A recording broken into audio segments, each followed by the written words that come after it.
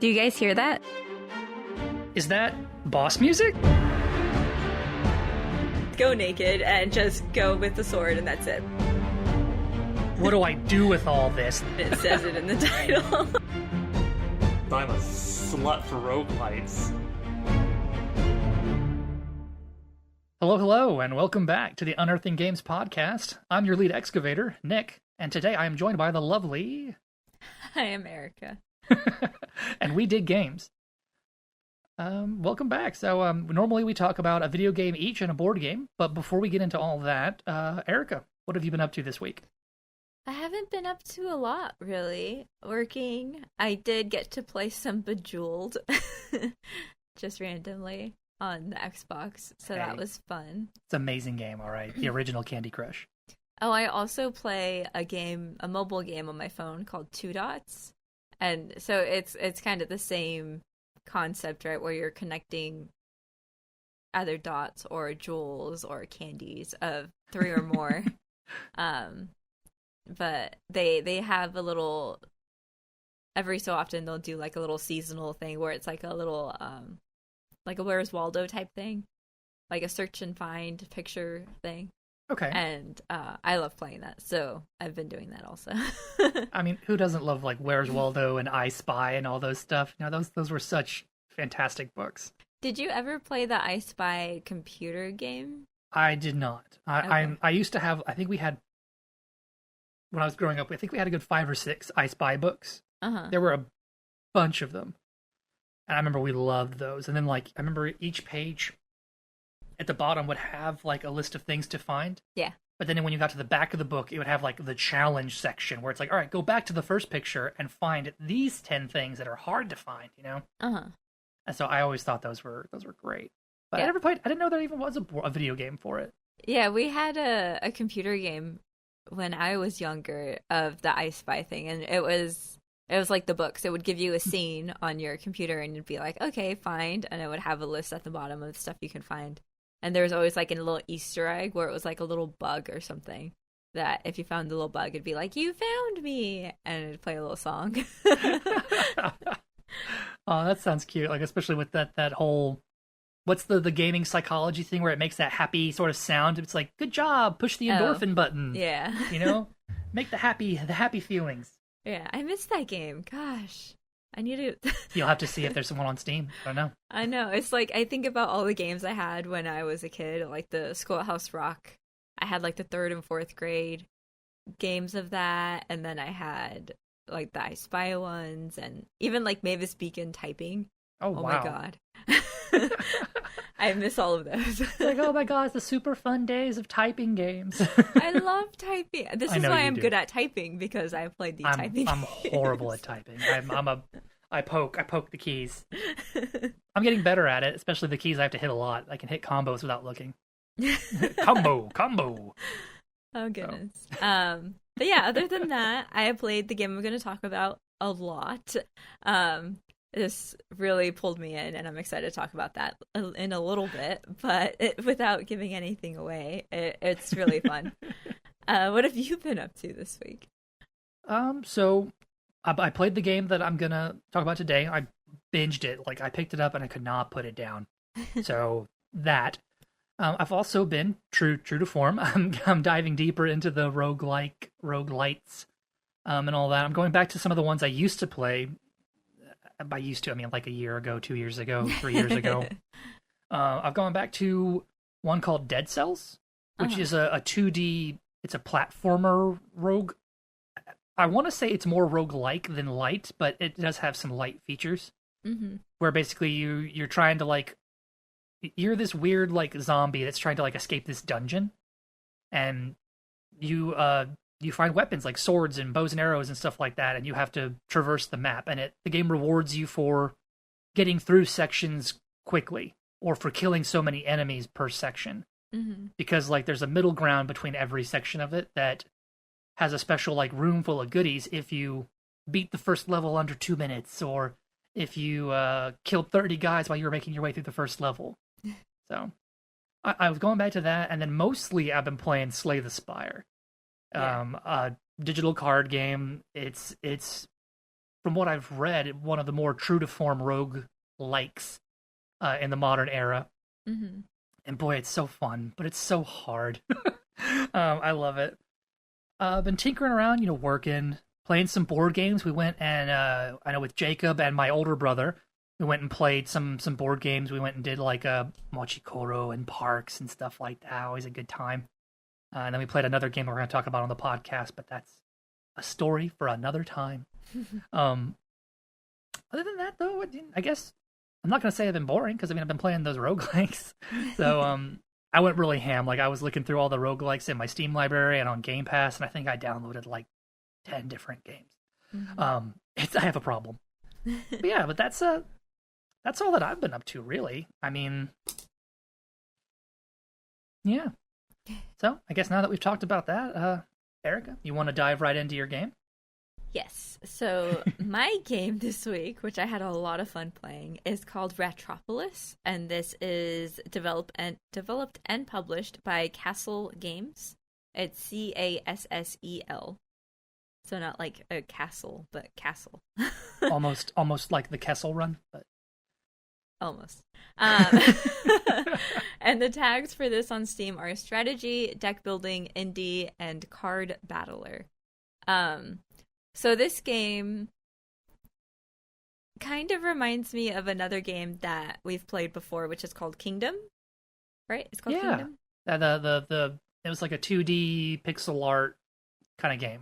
Yeah, and so it has the same type of premise. So it's a 2D game. The main difference is that this is, like I said, it's a deck builder. So as you're going to make money in order to build structures and stuff, because you're trying to defend your little castle in the middle of the map. And you're a little village of rats. That's why it's Ratropolis. So you're trying to protect your little city. And in order to build anything or get money, you have to play cards. And so you start out with like a standard deck, and it has certain cards that, like cheese, you pay 40 coins, but you get 30 coins for every cheese card in your hand. So it's only worth it if you have more than one cheese card in your hand. Things like that. And then there's the actual building. So you have the defensive walls, you have houses, which give you more citizens and things like that. And then you also have military cards, because every so often, based on, a lot of different things. So every so often, raids will come and start attacking your city, either from the left or the right. Since it's a 2D, it's from either side. And it'll give you a warning, like, oh, the next wave is going to come up on the right. And so you have to spend your citizens and cards, which are like military cards. And so it'll be like guards, and a guard costs like 28 gold, and it takes one citizen to be a guard. So you have to continue to build your gold to buy all of these units and buildings and stuff, but you also have to continue to build the amount of citizens you have in your city, because you need to continue to build your army.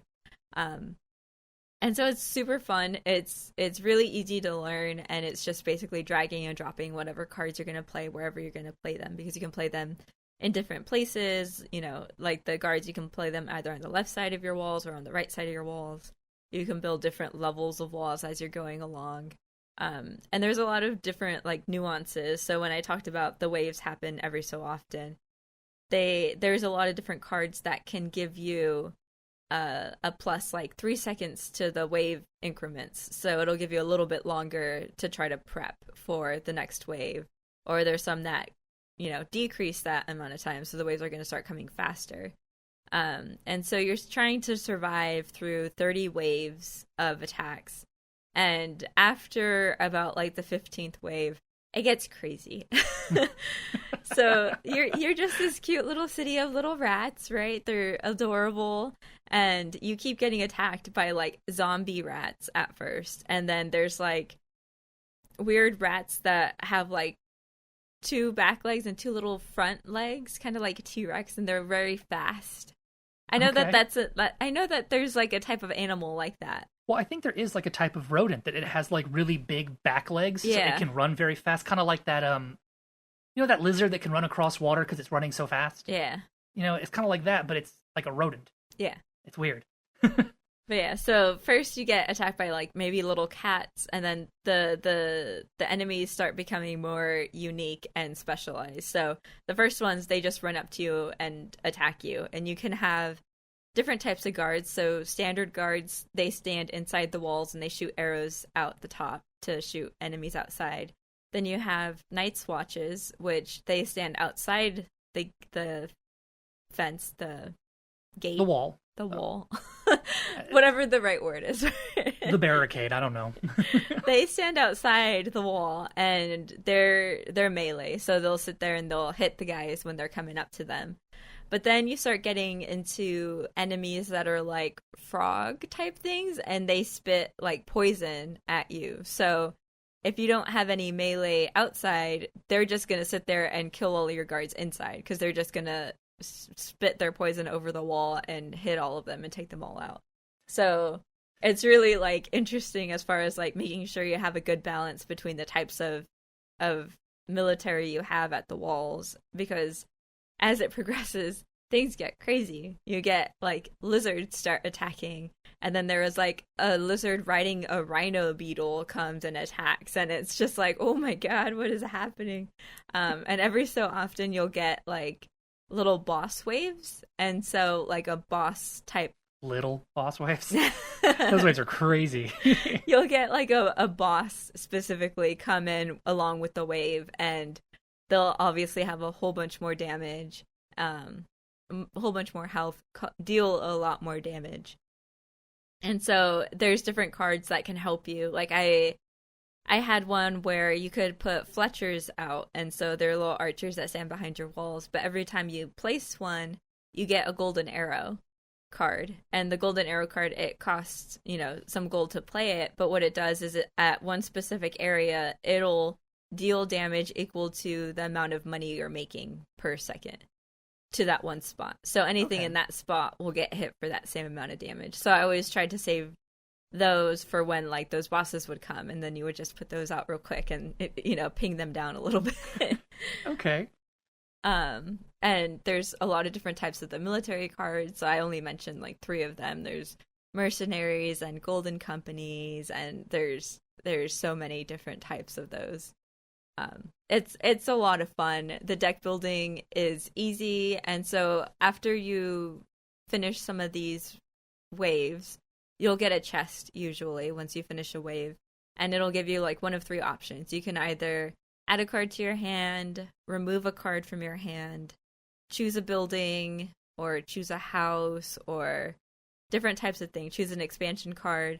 So it gives you different options. So depending on what you're going for, you have opportunities to continue to expand your city, because you have limited space. And if you're building too many houses so that you have an awesome military, you'll run out of space to build those houses. So you need to expand. And so you need to get more, wall cards so that you can build walls further out and then expand your city. I think it's really fun. I spent forever playing this. So I actually played this via like a Steam link, so the Steam remote play type thing. So I had it open on my computer, and I had the Steam Link app on my tablet, and I actually played it that way, and I thought it was really easy to play that way. It doesn't say that it's optimized for the remote play, but I think it actually did really well, because you're just, like I said, you're dragging and dropping cards to wherever you want to play them. And on my tablet, I could just sit there on the couch and just do it real quick. It was amazing. Yeah, I had never thought of it before, but like looking at this game, like I could totally see Ratropolis being a mobile game, like something you play on like a tablet or a smartphone, Yeah. Because everything is it's literally just you click a card and drag it to where you want it, or you push a button to make something happen. Because like you push a button to draw a new hand, right? Yes. So everything's just little buttons or drag and drop. So that'd be super easy to do with just your finger, It's crazy. Yeah, it worked really well, and I'm glad I'm glad they have that option where you can play your Steam games on other platforms, because like I said, I don't like sitting at my computer all the time, since I have to sit here all the time for work.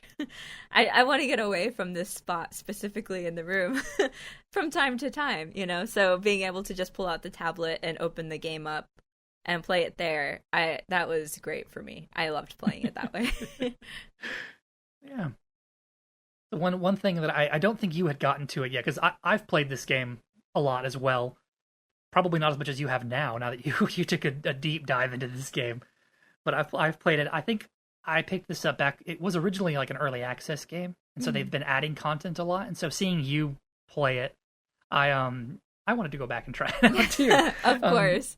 And it turns out, like, since I last time I played it, they added a lot of content, like a ton of content. And so, I know you were talking about. I think you only played it. Words. So it seems every time you do a run, the type of deck that you get to build is based on a type of leader that you pick. Yes. And so the game has like 6 different leaders that you could choose, and you start off with just the one that I think you were playing as the merchant. Yeah. Yeah.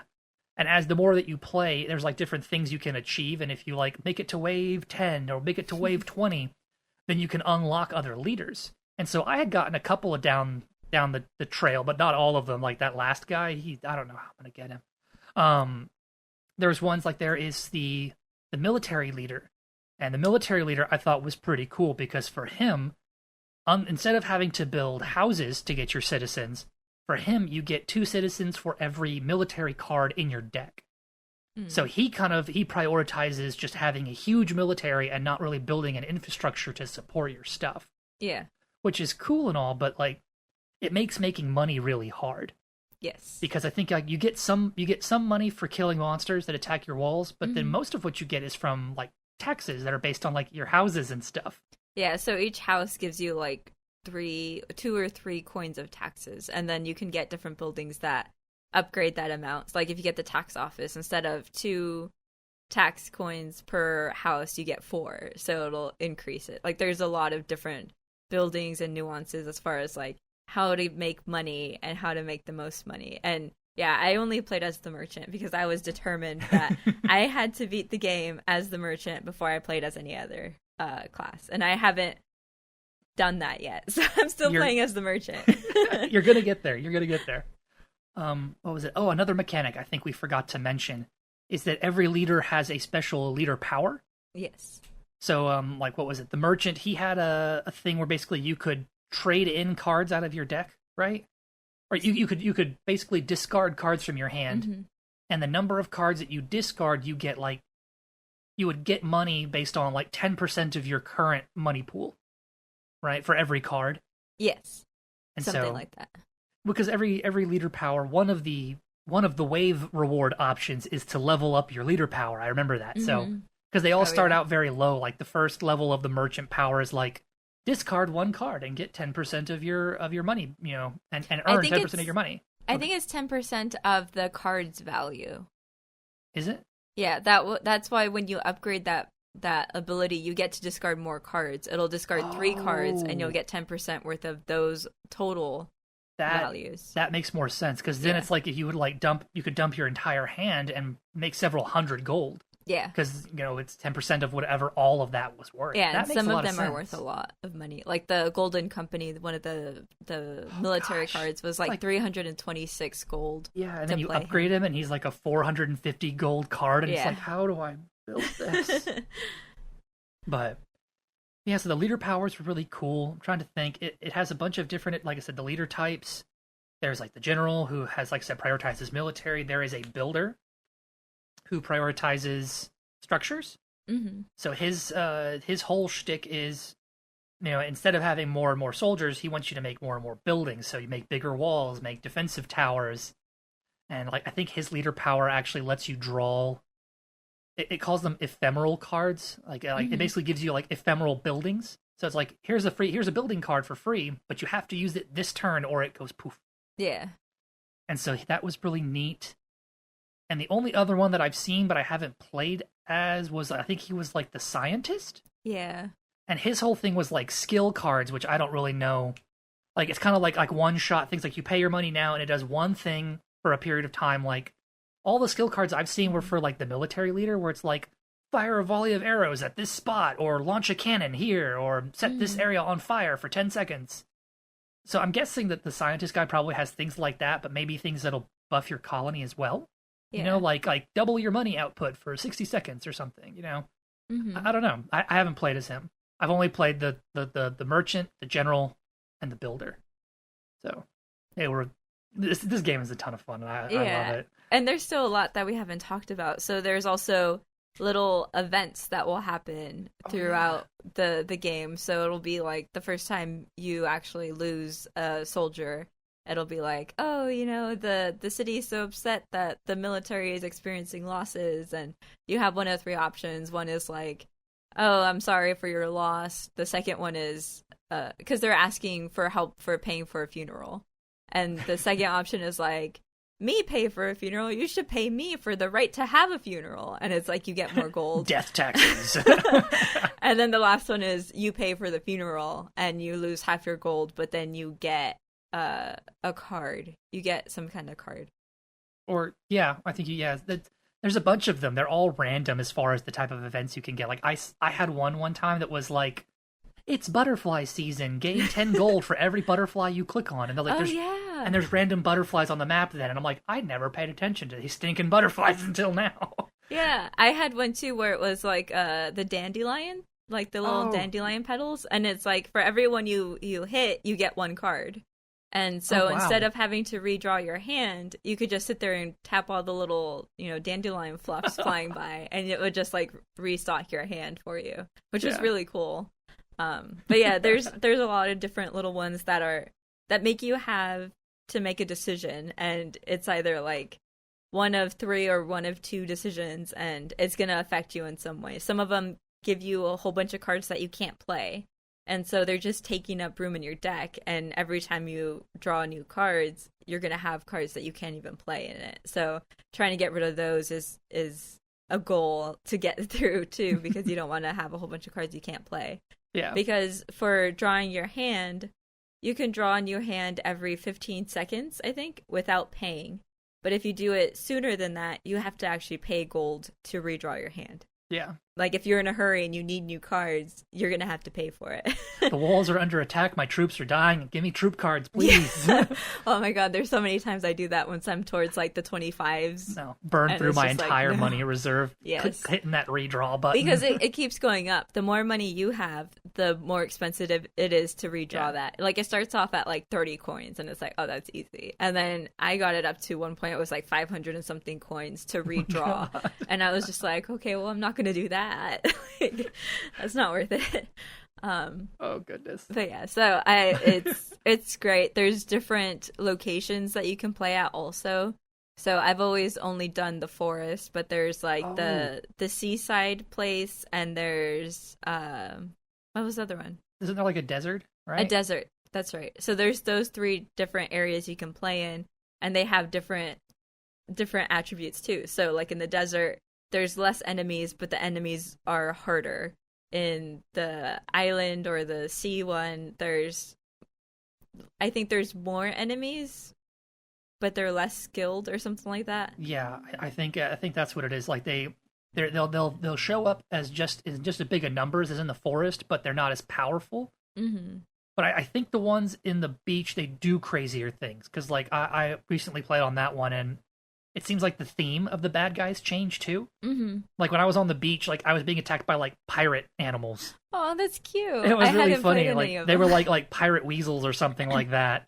And like the what they do, like you talked about like a guy riding on a rhino. Well, this one was like three weasels carrying like a log as a battering ram. Yeah. And they come running in and hitting against the wall, trying to knock my wall down. Yeah. And I had one where they launched a barrel. Like they would like catapult it over my wall, so he would land on the other side, and it's like a little Da Vinci tank where like they're in the barrel and like a little gun pops out and they start breaking buildings and stuff. So I have to send my troops behind the wall to go and break the barrel. Yeah. And I think I only played the desert one once, but that one is like there are less bad guys, but they are way more powerful. Yeah. And all I remember was there was some like Egyptian theme guys where like they were like conjuring like mummy lizards to attack me, and I was like I got trounced in the desert, so I only played it once. But I thought that was a really cool that like each environment doesn't just change the aesthetic of it; it also changes the way the area plays. Yeah. And then there's also advisors that you can get. So you have a leader type, the merchant builder type thing. but then you can also get advisors throughout the course of the actions that you need, the decisions you need to make. Some of them give you an advisor. And then also in the treasure chest, you also have options to sometimes choose an advisor instead of one of the other options. And you can see what they're going to do. So some of them are like, oh, a +1 to all military attack, or, a -3 cooldown for, this gathering card. And so there's a lot to go into in this game, and there's a lot to do with it. I love it. I'm going to keep playing it until I beat it as at least the merchant. I'm telling you, you got to try some of the different leaders. No. I'm not doing it. I have to beat it as the merchant. And my favorite's the builder. I do so good as the builder because he has a special power where, because when you build buildings, all buildings can be upgraded, right? Yes. But usually it's one of the it's like a reward for beating a wave. You get like a expansion card or something like that, right? That will upgrade it to like a level 2 building. Mm-hmm. Well, the builder doesn't play that way. For him, if you have so let's say I put a house down, right? And I draw another house, I can play that house on top of the old one to like upgrade it. So you can play a building on top of a building to upgrade it to a level 2. So I was going to ask, I don't think I've paid enough attention as far as the houses. Does upgrading a house give you more citizens than just building a new house? I think it counts as building as basically 2. It's like 2 houses. Okay. I think the reason you would want to go into that route is because, like you said before, space is limited. Yeah. Like you have to really, especially if you're having trouble like finding defensive wall cards, because like the thing about with building cards versus every other card in the deck, when you play a building card, it's taken out of your deck and it's built. So you don't you can't keep drawing house cards if you're building houses. You have to go and get more house cards from like wandering merchants or from reward chests. Yeah. And so that's the issue with building cards. So like if a merchant hasn't brought a defensive wall card, or if a defensive wall card hasn't come up in a reward, you can't expand out. Mm-hmm. So you're limited to that space. So I would think that's the reason you would want to upgrade a building rather than just build it again, rather than just build another one. Yeah. Because I know also for some of the ones that have like timed benefits, like there is one that was the blacksmith, where like every 120 seconds you can upgrade a card in your deck. Yes. If you upgrade him, I think it turns it to like every 80 seconds. Okay. So it just makes it happen a little faster. Yeah. But so it's pros and cons, because I mean, like if you had 2 blacksmiths, I mean, yeah, it's 120 seconds, but it's 2 upgrades versus 1. Mm-hmm. So give and take. There's so much to this game. I love it. Really cute art style. Yes. The artwork for the cards and just the little way the sprites move on the screen when they're all fighting and stuff. It's great. Like I had as the military guy, I had like cavalry rats, and they're riding ducks. So they're all on like little ducklings. Well, like, and the duckling has like battle plate armor, like they're going into battle, and I was like, this is adorable. Like how could you not love rats riding ducks? Yeah. It's really cute. Yeah. There's even one thing, it's very rare to find, but you can find an egg, right? Okay. And when you play the egg like a building, so you build it on a spot, and after so long, it hatches into a like a goose. Mm-hmm. And the longer you keep the goose alive, it like levels up into a better military unit. Oh my god. Until finally it's a full-grown goose, with the big swan neck and all that, and everybody knows those guys are jerks. Yeah. And they're fearsome. And so you can put that goose on your defensive wall, and he goes ham on the bad guys. Oh my god. It's so great, but it's so rare to find. Oh, sorry. I love this game. This is so cute. I think we found this game by watching Sips. Does that sound right? I don't remember, but this game is so fun. Oh. So yeah. Yes, that was Ratropolis by Castle Games. Castle Games, yeah. Pretty sure, I know for sure it's on Steam. I would be surprised if it's not on like console or anything like that, or even mobile. Like I said, the game seems like it would be really easily optimized for those particular platforms. Yeah. So that was Erica's game. I'll go ahead and jump into mine. So the game that I played this week is called Yes, Your Grace. This was developed by Brave at Night and published by No More Robots. So I thought that's a cute publisher name. The Steam tags for this game are RPG, medieval, pixel graphics, and simulation. So I think that's fairly apt. The the premise of this game is that you take on the role of King Eric of the Kingdom of Davern. And so you basically are playing as this character. So you make all of the dialogue decisions for him. You make all the decisions for him. You make the choices. You are him. You are Eric. Yes, basically, you are Eric. I would say this is probably like a decision management sort of game, because basically everything that happens in this game has like 2 to 3 different options for what you can pick to do, and everything that you pick to do will have consequences further down the line. So I thought that was really neat, that it really makes you think about, well, you only have limited resources to do for things, and every decision that you make will cost some resource or one resource or another, and or you could just choose to not deal with it. I'm getting ahead of myself. The 90% of the gameplay for this game takes place in the throne room, where you are the king sitting on your throne, and petitioners are coming to you to ask for stuff. And they will ask for all sorts of random nonsense. Like, I'm thinking about like the very first day that you do that you play, a guy comes in and he's like, "Your Majesty, my daughter's getting married, and I want her to have a really nice wedding. And I don't want her future in-laws to think that we're poor peasants, even though they are poor peasants. So we want to have a fancy wedding, but we don't have the money or food to do that. Could you provide us with money and food for a wedding?" And so you can choose to give them food, give them gold and food to pay for the wedding, or you could tell this dude, like, take a hike, man. Like, just have a wedding. You're a peasant, you know. You don't want them to think peasantness. Yeah, it's like you don't want them to know that you're a peasant. It's like your daughter's a peasant, probably marrying another peasant. You know, what do you want from me? I know that's mean, but that's like what?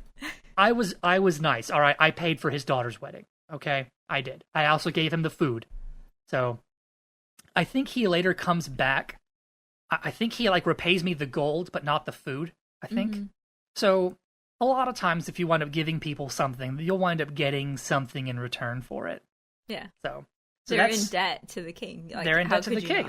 They owe me a favor, you know? So every petitioner is something along those lines. You have 3 different resources that you're basically managing. You've got gold and supplies. So supplies are basically food. Mm-hmm. So gold, supplies, and then there is like happiness, like kingdom happiness, like how happy are your subjects? Yeah, very important. And so depending upon the decisions that you make will increase or decrease the kingdom's happiness.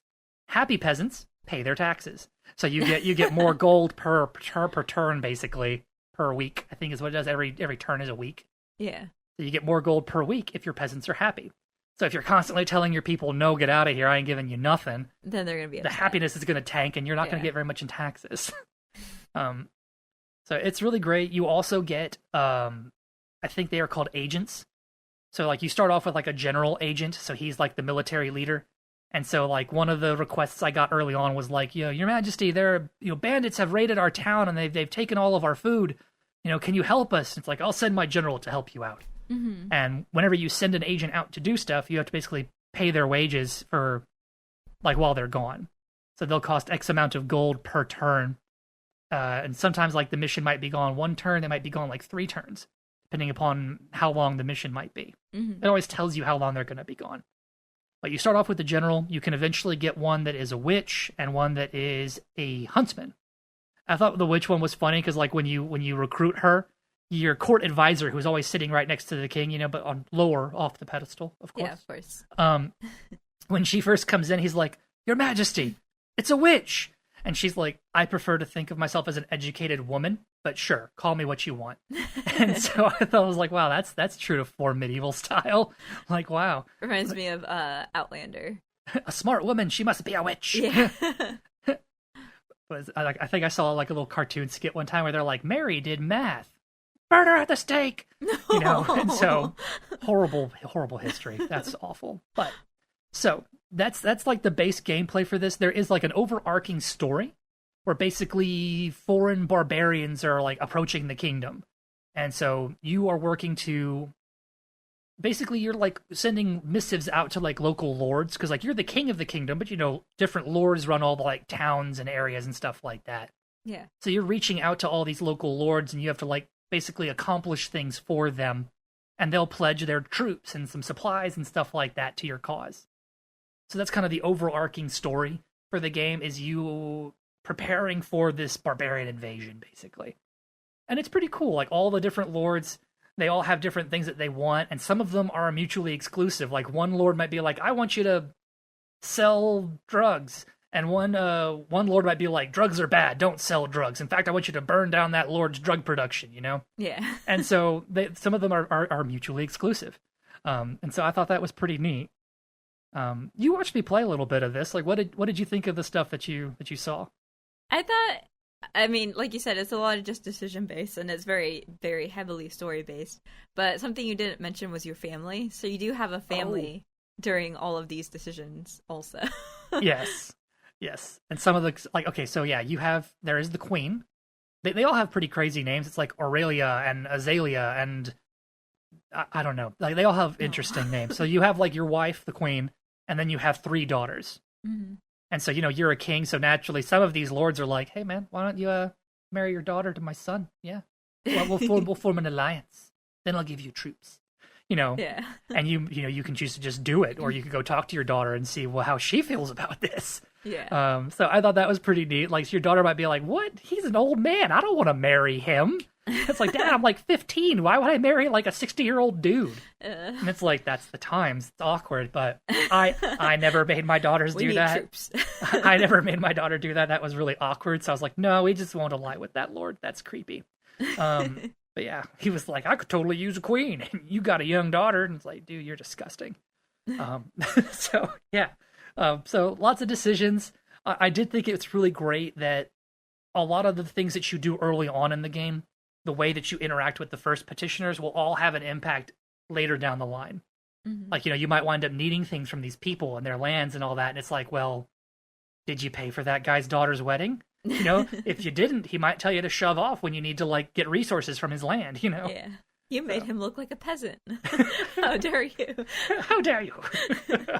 So, yeah, so every turn, every week, basically, you have interactions you can go and do where you talk to your family members, and those will have overarching consequences as well. So I thought that was pretty cool, because sometimes the petitioners that are waiting in line, it might be your daughter who's come who's come to bother you in the middle of court, and like, you could be like, sweetheart, can we talk about this later? And she's like, no, Dad, I'm upset. Talk to me about this now. And it's like, not in front of the peasants. You're embarrassing us. Yeah, at some point, doesn't your aide be like, oh, if he can't handle his daughters, then, or isn't there someone that comes by? It's one of the lords that comes to visit, and he's a total jerk. Yeah. Because, like, your daughter barges in when he's there, and he's like, if you can't manage your daughter while you have guests, how do I know you'll manage the army I'm going to give you very well? Yeah. And I was like, well, maybe I don't want your army, yeesh. So some of the characters are total jerks, but some of them are really interesting. Like, it is a lot of reading, so if you don't like reading in video games, then I would not recommend this for you. Yeah. It is, because everything is reading. There is, like, noises, but, like, whenever people talk, it's like, and everybody has, like, a unique sound that plays when their dialogue is popping up. Very Banjo-Kazooie, But yeah, it is a ton of fun. It has beautiful graphics. I love a good pixel art style, and this pixel art it's done so well.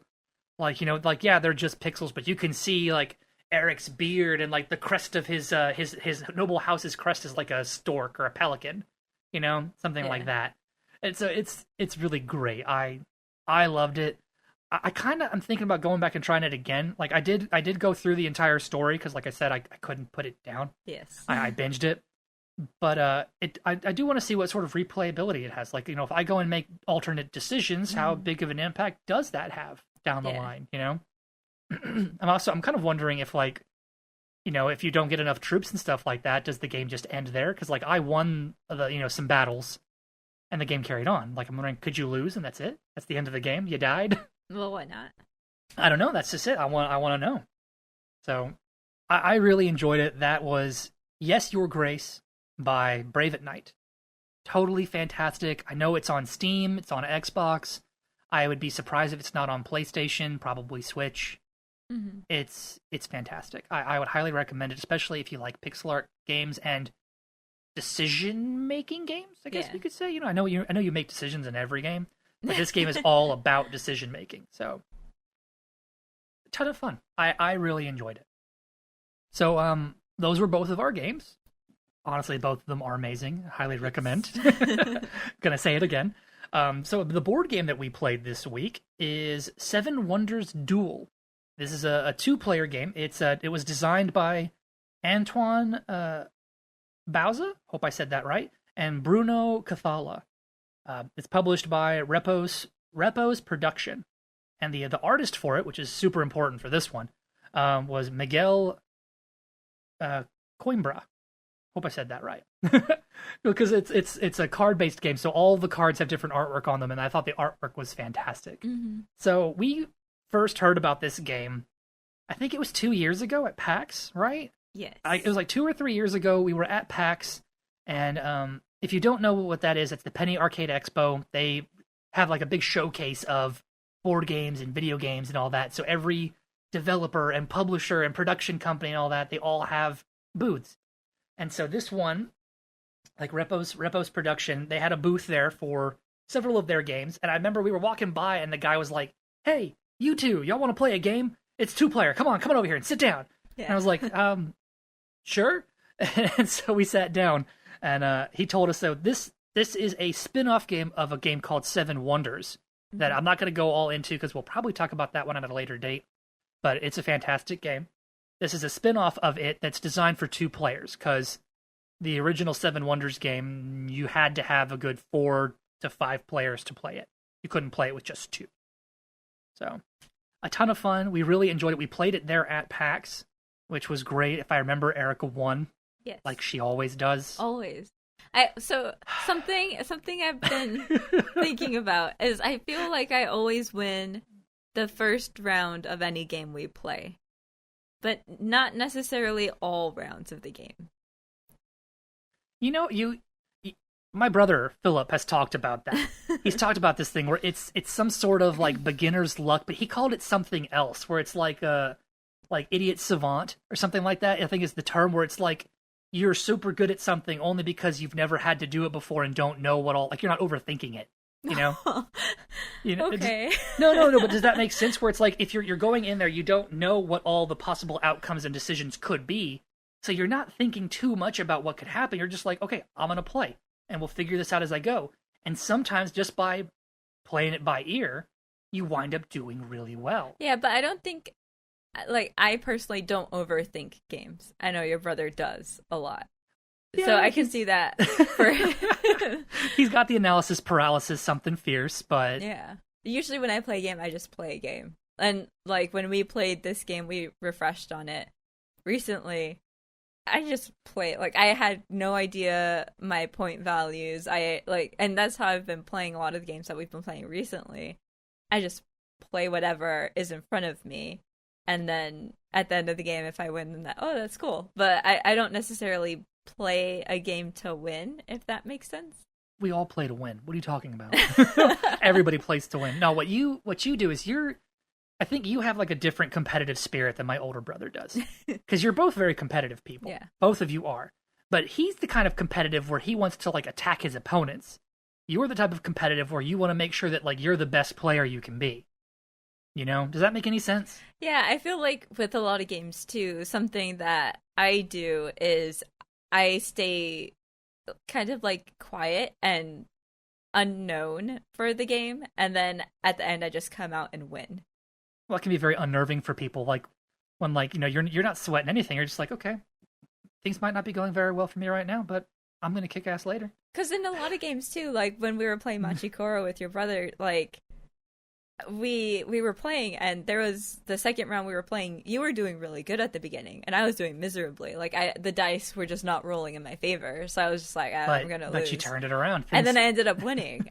But I never had like, I need to do this and that, and then I can do this and I'll win. Like it was never that. I was just I'll just do what I can. Well, but you do always, but like it's like you don't think so many steps ahead to the end game, but you do think several steps ahead. Like, what are things I need to be doing? Well, okay, I've got the whatever, so I'm going to get the whatever because that'll add to it, you know? But you're not thinking like, oh, I'll get the the 2 ranches and the 3 cheese factories, and that'll win me the game. You don't think of it like that. You think of it in a different way, which everybody thinks about things differently. So, but I feel like that's been a similar thing with some of the games of Catan that we've played, where I will be doing miserably at the beginning, and I'm just like, I'm not going to win. I'll just try to do whatever, and then I end up winning. Well, but that's, like I said, like when I was describing y'all's different play styles, like I think the way that he likes to play a lot is that he is spending most of his time analyzing what his opponents are doing. Mm-hmm. And that's why when his turn comes up, he's like, oh, well, what should I do? Because instead of, like, we're all thinking about, what am I going to do when my turn comes? What am I going to do? Yeah. He's thinking about, what are they going to do, and how can I counter that? Mm-hmm. Instead of, what is he going to do on his turn? Yeah. And that's why we always get on his case about, your turns are taking too long, man. You should have thought this through already, And so I think that's what it is. It's just a different type of competitive nature, Yes. Because, again, it makes sense. A lot of games, what your opponents do is relevant, Mm-hmm. Especially with, like, limited resource type games, where we can only pull so many things out of the middle. And so for him, it's like, well, if I see Erica is collecting ships, like in Castles of Burgundy, mm-hmm. I'm going to start taking ships so she can't have them. Yeah, It's a different way to play. But we've gotten totally off topic. Anyway, yeah.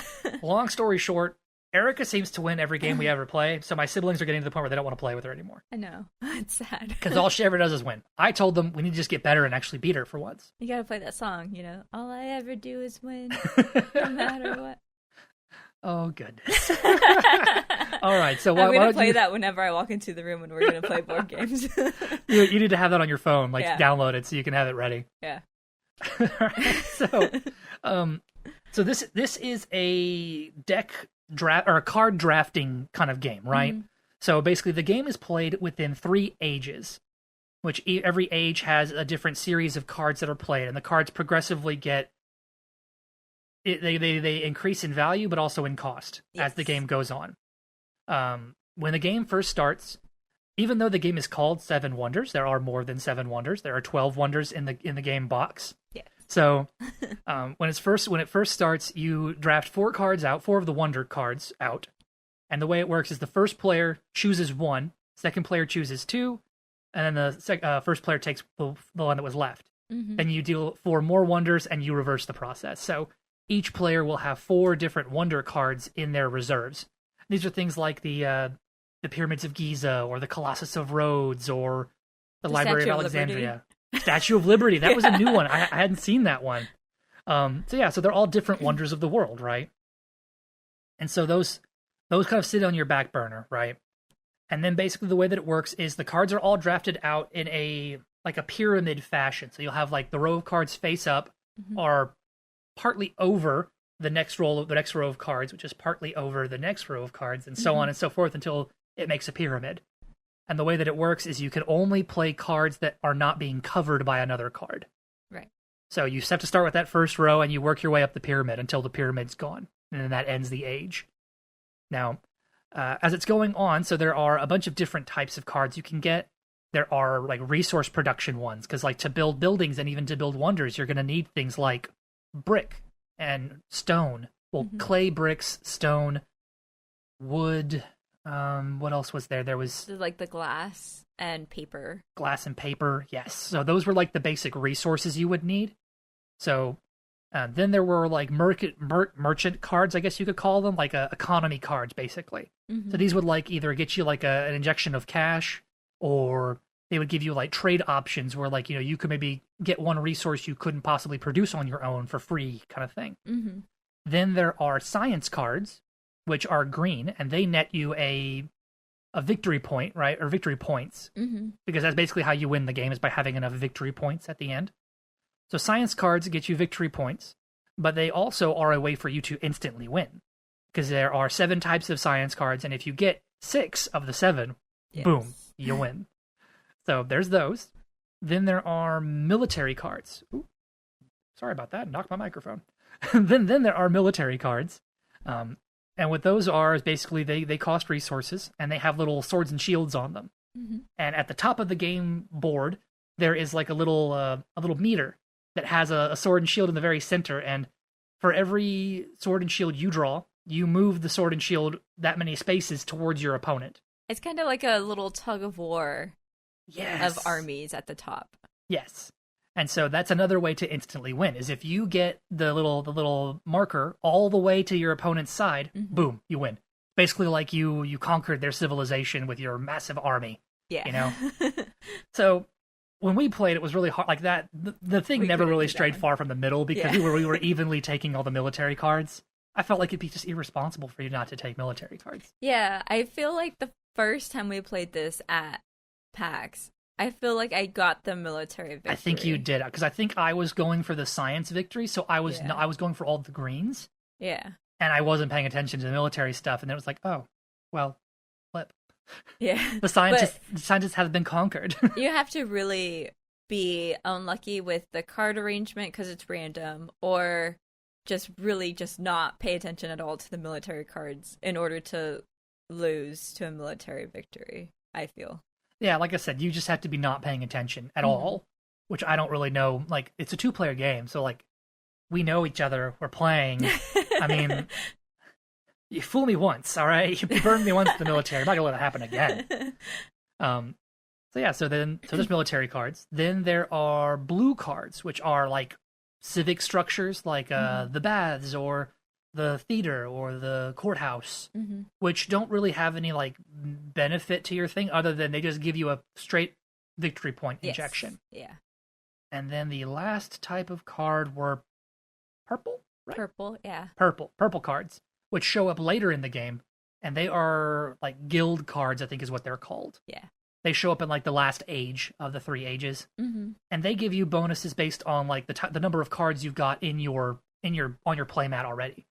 So, like, one that we saw was, like, the city that has the most brown and gray cards gets 1 victory point and 1 gold coin for every brown and gray card in their city.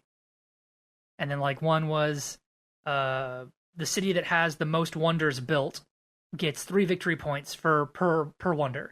No, that's not what it was. Was it not? No, because then you wouldn't want to draw the cards. So what they were is, if you took this card, whoever took the card would get the number of victory points equal to whichever city had the most of whatever. Oh. So if you had taken the card with the brown and gray... Then I would have gotten victory points for all the brown and grays you had. Yes, because I had more. Because you had all the brown and grays. Yeah. I had all the yellows because I was doing, like, You trade. did. And she was doing all the... They had the means of production. I was the capitalist, which is honestly, that's kind of our shtick. I'm always the capitalist. Yeah. It's horrible. Capitalism's icky. We won't get into that. But yeah, so... Yeah, so you could have gotten a lot of victory points that way. I misinterpreted that card. Yeah. Wow. But so the thing with that one was, so like the gray and brown one, you had to pick one city, and if that's, you could pick it. Like, you could say, oh, I have 5 brown and 2 gray. I'm going to pick my city and count those points. Because Erica has, 3 gray and 2 brown. Or maybe, like, 4 brown and 2 gray. Yeah, she has more brown, but overall, I have more cards total. So you had to pick one city to use both of the brown and gray in it. But you would get whatever points for whatever city it was in. Yeah, whatever the outcome determined on there was. Yeah. So, okay. So those are the different types of cards. Like I said, as you progress through the thing, they become more and more expensive and complicated. Yes. In age 1, most of them are low cost or no cost production cards. So, like, we were fighting over who will produce wood and brick and stone. Like Erica said, she got most of the production. I did. I got some. If you don't have the production, the game does have a mechanic where you can spend gold coins that you earn through either... Usually you earn them based off of cards you've done. Like, you can either, on your turn, you can choose to, instead of building a card, you can just burn that card, throw it in the discard, and you get you get like 2 gold plus the number of yellow cards on your deck, on your board. Yeah. So I was getting a lot of gold based on, because I had like 9 yellow cards or something like that. Yes, you did. Something. I was getting a lot of money that way. So if you don't have the resources to produce things, like me, you can buy them. Buying is a little finicky. It's apparently, the way it works is you're buying things from the bank.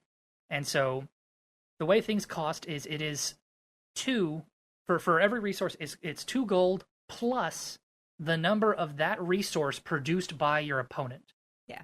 So Erica was producing 3 wood. So if I had gone to buy wood at all, it would have cost me five gold per wood to get. So I lucked out by not having any wonders that needed wood. I know. Because she had all the wood. Well, I took all the wood because I had the wonders that needed the wood. Yeah, I stacked. I tried to make sure I had all the ones that had brick. All three of my 4 were brick heavy. Yeah. So yeah, I went for the wood heavy one. So that worked out. Yeah. So you can choose to trade those in. So that's an interesting way to get resources. And then several of the yellow cards, the merchant cards, would make it so instead of having to pay that exorbitant cost, you could choose to just pay 1 gold for 1 of that resource. Yeah. So like I had ones that I could buy 1 stone for 1 gold instead of having to pay like 3 or 4 gold for a stone because Erica was producing stone. Yeah. And so that early on, you fight over resource production, and then when you get to the second stage, things start. I think the second stage has a couple of resource producers, but not very many. Yeah, it's a few. And the ones in the second stage are ones that... So in the first stage, the resources are... You produce 1 of whatever resource. Yeah. In the second stage, you start seeing ones that are... You get 2 wood with this 1 card. Yeah. And so with those ones, like a lot of the one providing cards cost like nothing. Yeah. So they'll be free to take. These ones that would provide 2 would usually cost you 3 to 4 gold to buy that particular card. Mm-hmm. And so, but then that's why the second stage, it starts shifting into where they assume you have production. Yes. And so it's like, well, all of these are going to cost like 2 brick and a glass and maybe some paper while we're at it. Mm-hmm. And so that kind of all builds on. So, and there's another mechanic that we saw in Everdell, that basically if you have a certain card, you can get later cards for free. Oh, yeah. So like I had the theater built, so I got the like Colosseum for free or something to that effect. Mm-hmm. I'm probably getting the names wrong, but you get the gist. So like they're like, and that works for all the different classes of cards. So there are certain military cards that if you bought like the garrison early on, then you can get the palisade, in a later section that gives you more military stuff for free. Mm-hmm. So it kind of encourages you to invest in things that might benefit you down the line. Yeah. But it also encourages you to try to like, I was burning several cards because Erica would get them for free. Yes. And I was like, no, give me the money. Don't let her have the card. And she won anyway. Yeah. Well, so with money too. So you were making all the money. You had all the coins, and every 3 coins is worth a victory point. So there at the end, you were just discarding all the cards so that you can get more victory points. Well, because they were all just random cards at the end, and it's like, why would I take a random science? I have like 1 science card. That's not going to get me anything now. Yeah. I'd be better off discarding him and getting 9 coins, which is 3 victory points. Yeah. Than by taking him, which will give me 1 victory point. Right. So, another thing. So I think one last thing that we forgot to mention is the science cards. On top of having the benefit of being able to get you an instant win, mm-hmm. if you get 2 of a kind for the science cards, you can take what are called like progress tokens. Yeah. There are 5 of them drawn at the top of the board, and they are all random benefits. They could just be flat victory points. Mm-hmm. There was one that basically, for every time you would build a stage of your wonder, it would let you basically take a free extra turn.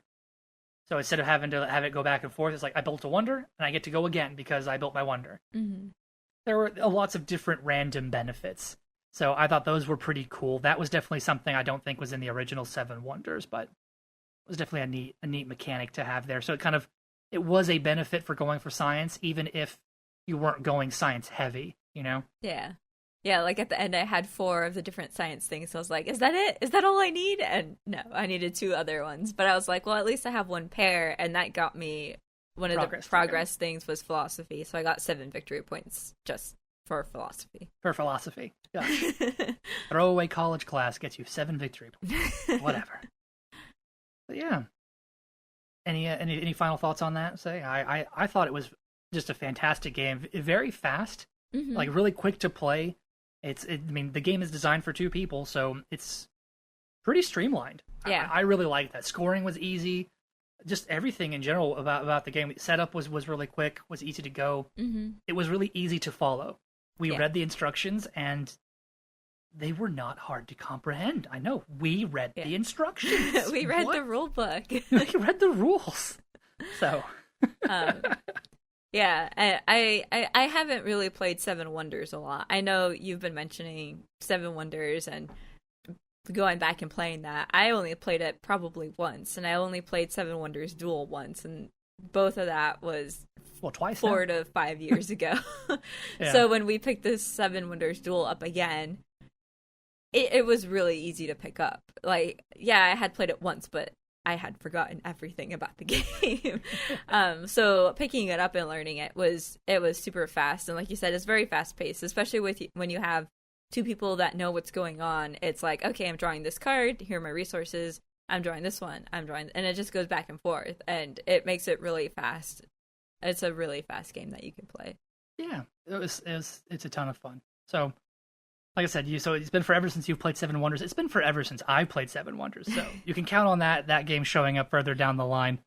Because I know I remember that one being a ton of fun. I'm sure once Erica wins every round, it'll stop being fun. Oh gosh. So the games that you need to have me play are those what are they called? The social deduction, the lying games. The what is it? Social. Yeah, it is social deduction, right? Yeah. I'm bad. What did you call them? The them. lying games? Lying games, yeah. I don't like them. I don't like lying. Right.